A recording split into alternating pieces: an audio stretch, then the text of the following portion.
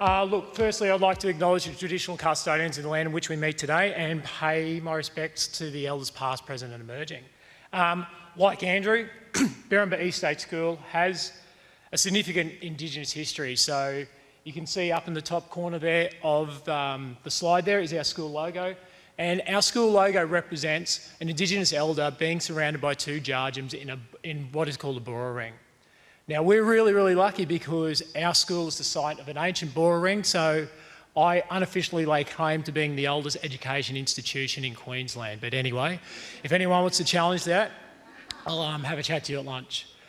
Look, what I'm going to do today is I see it as my job and I see it as my responsibility to try and infect, as Hayano said, play into schools.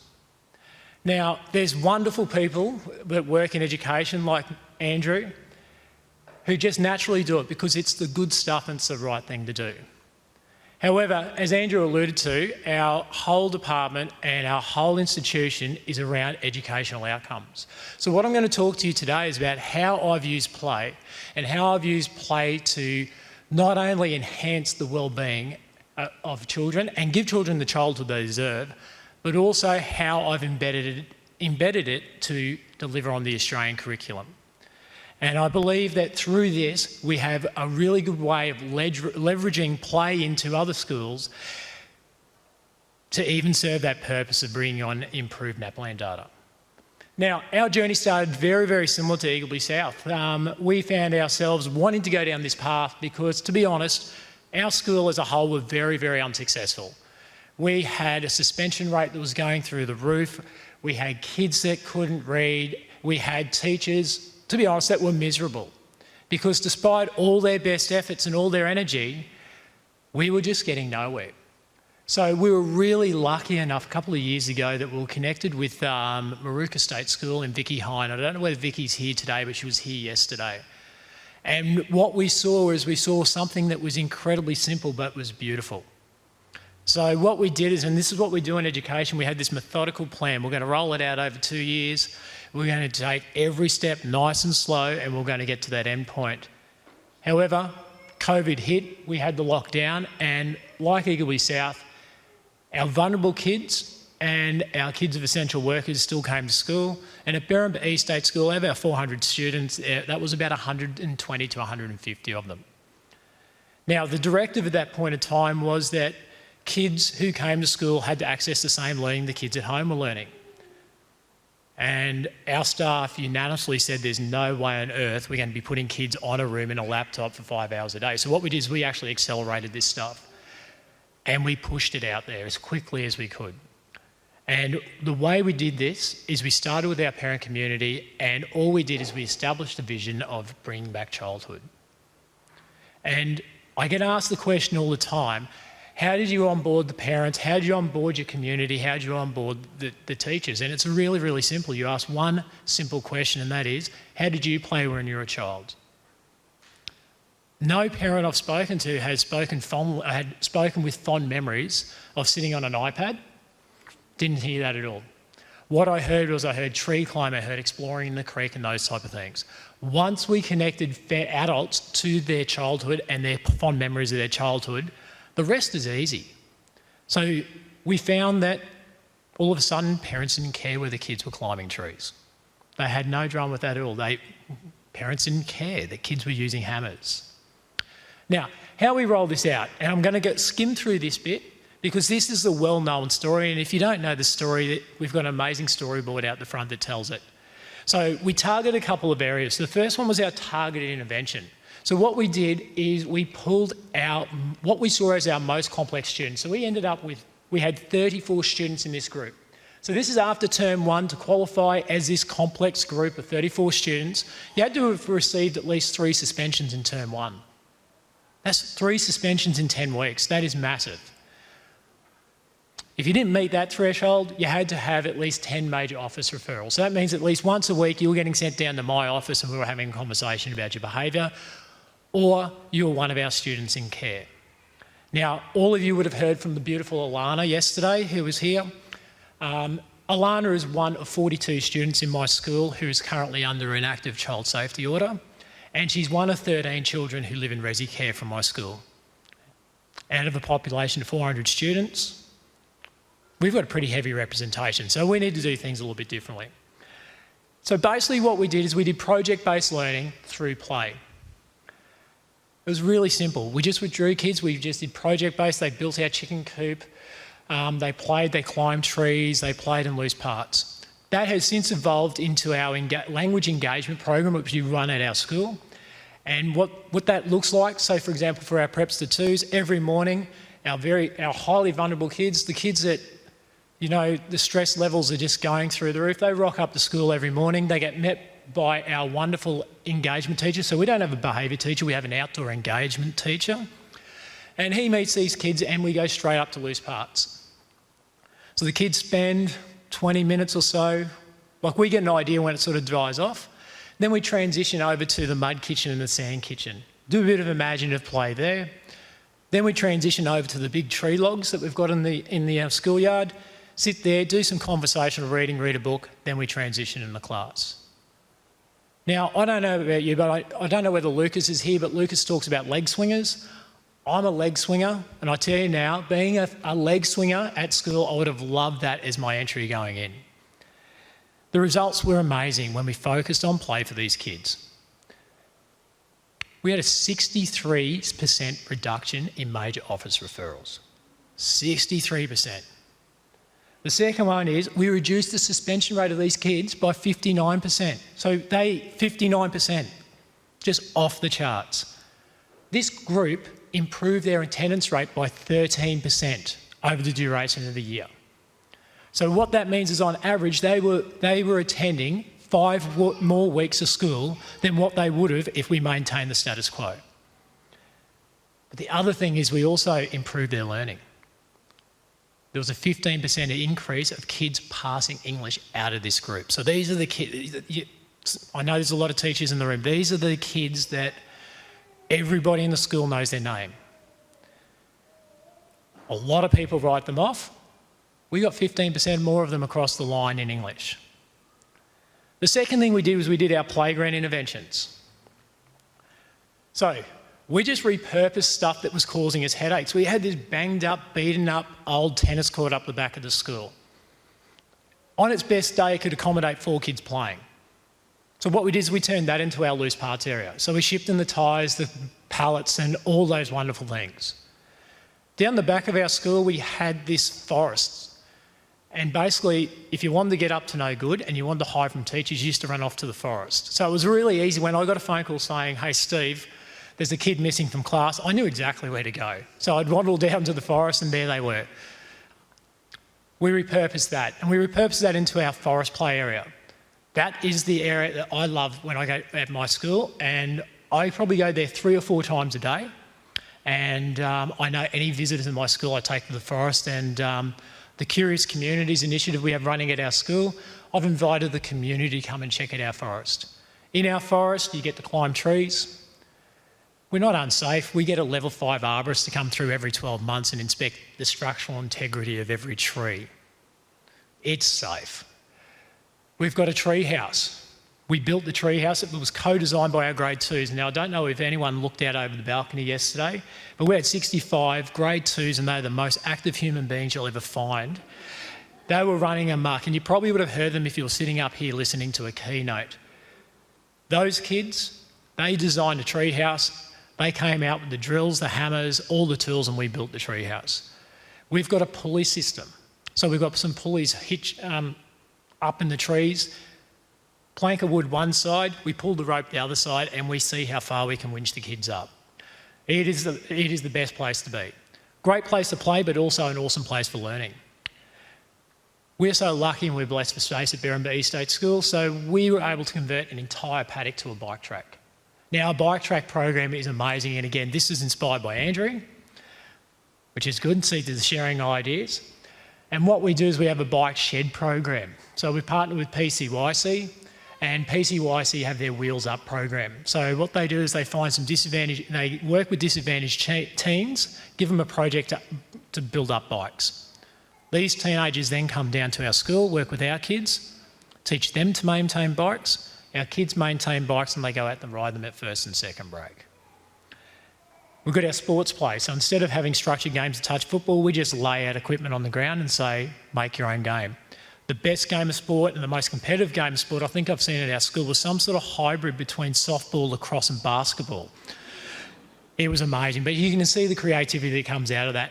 And then we've got our awesome farm space where our chickens and all those type of things live, and we grow all our fruits and our plants. Some massive outcomes again there. And this was publicised nationally last year. We had a 75.5% reduction in aggressive behaviour. So kids just stopped punching each other. It was amazing. We had a 71% reduction in major office referrals coming from first break. In February last year, before we rolled this all out, we had 110 major office referrals. That's 110 kids being sent to my office for being naughty in a 40-minute period every day. We reduced that by 71%. Teachers in the room, you know how hectic middle session is because you're mopping up the mess that happens at first break. We also reduced the major office referrals in that middle session by 70%. Absolute no-brainer. However, what we did is we looked at this and we went, this is great, this is really worthy of celebrating, but how does play actually do this? And we've landed on a theory. And I would like you to indulge me in listening to my theory today. And what it is my belief, and my very strong belief, and I reckon I've got some evidence sitting here, is that play improves language. And what that means then is that language enables these young people to be able to express their own needs. The language enables these young people to be able to form partnerships or friendships with other people. For the educators in the room, we know that language is the foundation of all learning. So can you see where I'm making a link or going with this? If we have this vehicle that improves language so much and has this level of impact, why aren't we using it to teach our kids the Australian curriculum? Now, I'm the father of two girls. I have a 2-year-old and I have a 13-year-old. And my 13-year-old has at times, the beautiful gift of autism. Sometimes it isn't a gift, but most of the time it is.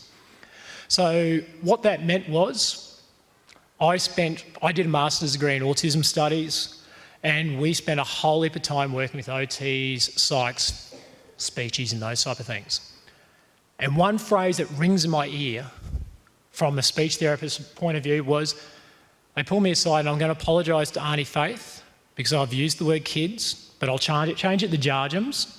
Jarjums won't talk unless you give them something to talk about. So my theory right now is, by us giving kids opportunity to play in our schools, we're giving them something to talk about, therefore their language improves. Now this is a big thing in our school. So Hano mentioned that we won the State Showcase Award last year for improving oral language. And we did that with some really cool partnerships and some continuity of practice between our early learning centres and our school. However, what we were doing is we were teaching kids to talk by exposing them to language, but the language came from the adults. And then, when the children had the opportunity to talk, they were talking to adults. We know frequency of language is what's going to bring this on. So, if I'm the teacher of the class and I deliver 100 words to one person in the room, that's fantastic, but there's 25 little people in our room. So the thinking was, through play, what we do is we enable kids to receive and also to express more words through play. So instead of getting only 100 words a day from Mr. Kanowski, I'm getting thousands of words a day, and I'm expressing thousands of words a day to my friends and friends and those type of people. I've just put up there, we've got a couple of key priorities at our school. First one is children at the centre of everything we do and in the centre of all our decision making. And the second one is that the ability to effectively communicate underpins all learning and relationships. I think you'd be pretty hard pressed to find a school that doesn't have these beliefs. So therefore it was really easy then to start pushing play as a bit of a vehicle of how we were going to do our job. Now, throughout our journey, been very fortunate to be able to work with a number of professionals around the play space. And the team from the Outsiders and Camp Hill Osh have been one of those, and they introduced this concept called the play cycle. Now, I've got to apologise that the student speakers put me to shame when it comes to PowerPoint presentation, and I know I'm throwing most of the PowerPoints up there and everyone's squinting and can't read it. However, look, one thing that I've learned around the play cycle is this concept of flow. And as you can see, the quote there says, flow is being completely involved in an activity for its own sake. The ego falls away, time flies. Every action, movement and thought follows inevitably from the previous one, like playing jazz. Now, when you have an understanding of the play cycle and you go down and watch these little people play and you look for flow, it's an amazing thing to see. But the other thing we've noticed with flow is when kids are in flow, whether it's through play or whether it's flow in whatever else they're doing, they're working to the absolute edge of their capabilities. Now, as a teacher, why wouldn't we want kids to work to the absolute edge of their capabilities as often as we could? So what I'm going to do is I'm going to introduce you to a little person, and his name is Yusuf. That's Yusuf there. Now, what we do, so we have a couple of different things going on, but this happened at Curious Communities. So Yusuf is in prep. Yusuf speaks English as a second language. Yusuf, I reckon, the previous any sort of conversation I've had with Yusuf has extended to three words. Anyway, he's met a friend, and the friend has come from outside of our community and was very strong in language. And basically they were playing in the mud pit. And the conversation went, Yusuf, we put a couple of provocations, so there's these big plastic dinosaurs in there, and Yusuf tried to initiate a conversation with his new friend. He said, "It's a dinosaur." No response. Then he said, "Oh, look at my feet." And then he said, "Put mud on the dinosaur." Then all of a sudden his new friend said, "Oh yeah, it's like moisturiser. And it's good for his skin because he's got lots and lots of bumps." And then Yusuf's gone, "Moisturiser?" And then all of a sudden there was a conversation around what moisturising meant. Now, at Berrinba East State School, we talk about serve and return. So that means in a conversational exchange, I say one thing, Baz will say something back to me. That's one serve and return. We talk about 4 for sure, but we strive for 5. This play interaction got 19 serves and returns. So as I said, if you are an educator, when you go back to your school, you try and get a serve and return conversation that extends for 5. It's hard work.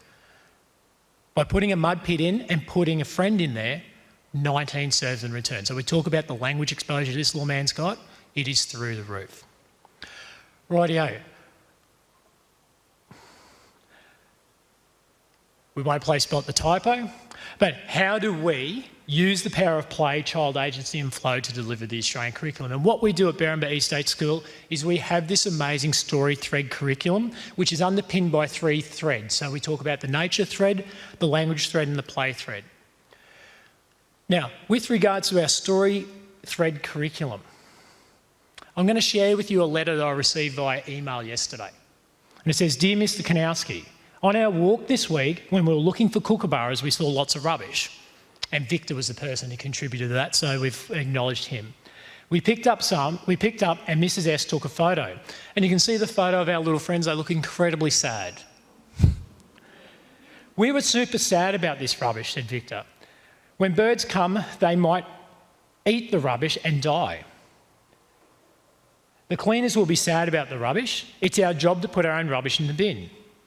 We went to tell the other kids they need to pick up their own rubbish. We have decided that we're going to pick up all the rubbish one day. We will count it and then take a photo and want to show everyone," from Prep MS. What they were doing is they were engaging as part of their story thread. So the story thread, which underpins everything they learned throughout the course of the term, was around our Aussie animal adventurers. And what they were doing is they were going around the school and they were looking for all the different animals they could find. And I was up there the other day and they were talking about kookaburras. They were writing about kookaburras, their readers were about kookaburras, they were drawing kookaburras, they were describing all the words and the sounds kookaburras made. Now, with a story thread curriculum, what we are doing is instead of relying on prior knowledge, what we are doing is we are providing them with a narrative or a story as a provocation. And the reason why we do this at our school is our kids are limited for prior knowledge. So what we're doing is we are creating a story for them so that they can connect their prior knowledge back. I don't know whether our prep student would have landed on the rubbish, causing the bird potentially to die, unless we did this. So our story thread is the overarching thing we do. We have a nature thread. So sitting underneath our story thread, we have our nature thread. And we talk about, when we use the saying, if kids are bouncing off the wall, well, it's time to remove the walls. And what we do at Berrinba East State School is we talk in, through, with and about nature. So it's a pretty simple concept. Learning in nature, we're actually going outside. Learning with nature, learning through nature, learning about nature. And the learning about nature is what we do with our science and our STEM and those type of things. The way that I talk about our threads at Berrinba East State School is we picture it as the language thread being the thick rope, and then we have some smaller ropes that wrap around as nature and play. Now, I can talk about the nature thread all day. My wonderful head of curriculum, she can probably talk for a day and a half about it, but what I'm going to do is I'm going to roll straight over to the play thread, because this is the work that I think we need to collectively do to connect what we do to the Australian curriculum. So our play thread, how cool's the photo? That photo was of me yesterday, down there on the boat. So I was fortunate enough that there were a couple of boys fishing. And what they were doing is they were catching stingrays, and they catch the pufferfish, and at some point the pufferfish was on my head, and I got the invitation to sit on the boat. Little did I know that the only reason I got the invitation is because they were about to hit some big bumpy waves and they really wanted to see whether I could stay in the boat or not. But I show that for a reason. And I've got my mate Bazza up here for a reason too. So the first thing we do is we learn in play. And how we learn in play is by the teacher or the adult in the room being playful. That's our motivating tool for our students. So not only do we expect the kids to play, we expect the adults to play as well. And we can play by having Basil, the Berrinba Explorer, or as his friends call him, Baz, or we can join in, wait and to be invited to join in the play. Okay, we talk about learning with play. This is where the play cycle is really crucial for us. What it does, it allows teachers to be able to sit and observe play and identify when kids are in flow. Now, what we do as educators is we have this achievement standard that we're aiming for, and we have this tunnel vision, and that's what we're working towards. What we're attempting to do at Berrinba East State School is when we're learning with play, we are observing the kids in a play state, in a flow state. We have an understanding of the developmental continuum of these kids and what they are capable of doing. And because these kids are working to the edge of their capabilities, then we see what the kids are capable of and what they're interested in. Then we use that information then to structure and tailor what we introduce the children through. We talk about learning through play. The early educators in the room would know all about age-appropriate pedagogies and providing play opportunities for children to learn to play and through play. And our last one, and the big one I just want to talk about, is learning about play. And you might say, where in the Australian curriculum does it say learning about play? Now, at Berrinba East State School, I'm being very fortunate enough to be able to use our school funding to be able to employ an outdoor play and learning teacher. And what the outdoor play and learning teacher does is every week, just like a music teacher and a PE teacher, provides 1 hour of a specialist lesson to each of the classes. The kids are learning about play there, but what we're doing is we're connecting it to the personal, social, general capabilities. So we're going to that component of the Australian curriculum, and as most of you know, that's a bit of our curriculum that seems to be undercooked. So what we do is we have a specialist teacher teaching and assessing against the personal, social learning capabilities of the Australian curriculum, but we're doing it by teaching kids how to play. And the way we do that is we set provocations, or we make some environmental adjustments. So it's really, really simple. I've really skimmed over this, so I'm more than happy to have a chat to people at lunch. And I'm really concerned that I haven't done this work the justice that it deserves. However, I can't stress enough that there is a very, very strong correlation in the Australian curriculum between what we're meant to be doing and play. I'm going to share with you some data because Andrew was pretty low on his data. But the first one is, when we have a look at last year as a whole school, so I mentioned what we had with our intervention groups. As a whole school, we reduced the suspension rate across our whole school by 40%. So 40% less suspensions across the whole school. But it doesn't stop there. I'm really proud to say, and look, touch wood, fingers crossed, toes crossed, everything else, we're on track to reduce it by a further 30% again. So we're going to be 30% down on last year. This is simply because our kids are engaged, our kids like what they're doing, but our kids have the language skills to be able to express their needs, and they have the language skills to be able to access what we're presenting to them. The whole school increased students achieving a C or higher in English, and it was by 11% in some year levels. So not only are the kids having fun and behaving themselves, they are learning. The other thing is, because we are allowing kids agency in their learning, we're allowing creativity, exploration, those type of things. Our gifted kids, our kids that are really, really clever, who are I'll be honest, in schools like mine, are often overlooked. We've increased the whole school percentage of kids receiving A's and B's on their report card by 6%, and in some cohorts we've done it by 13%. So, I can assure you, if I go, and I've done this with my boss, I've got to look, Andrew spoke about commercial packages before. I'm sure if somebody came selling a commercial package that said, we're going to do this for you, people would pay tens of thousands of dollars for it, but we don't need to do that. The other thing I just really want to point out before I go to my last slide is not only were there improved outcomes for our students, there were improved outcomes for our teachers. Our teachers are happier. They're not having to deliver something that's tight and rigid in their classroom. They can have creativity. They've got autonomy on what they're teaching in the classroom. And they're seeing pure enjoyment from their kids. Our teachers get into this game because they want to make a difference for kids. But unfortunately, over time, they get hamstrung by perceived policy and procedures, and they're not able to do it, and it beats them down. That's why we have teachers leave in the first 5 years of their career. By doing this, what we were able to do, our staff morale went up 19%. So we have 19% more of our staff that are happier to be at school and are happy to be teaching than what we had before we did this. Our teachers see themselves as innovators.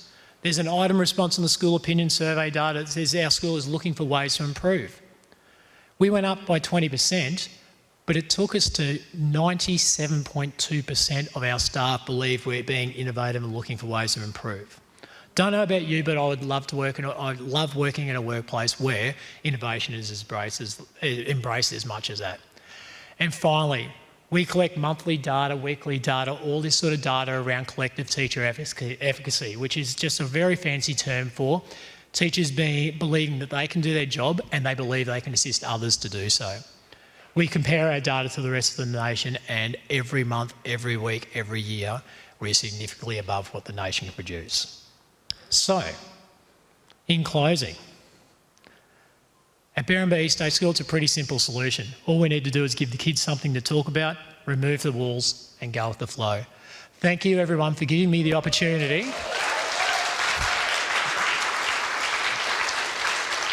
And as I said, the key to our success is the partnerships that are formed with so many people in this room, and I'm really looking forward to forming more over this couple of days. Thank you very much.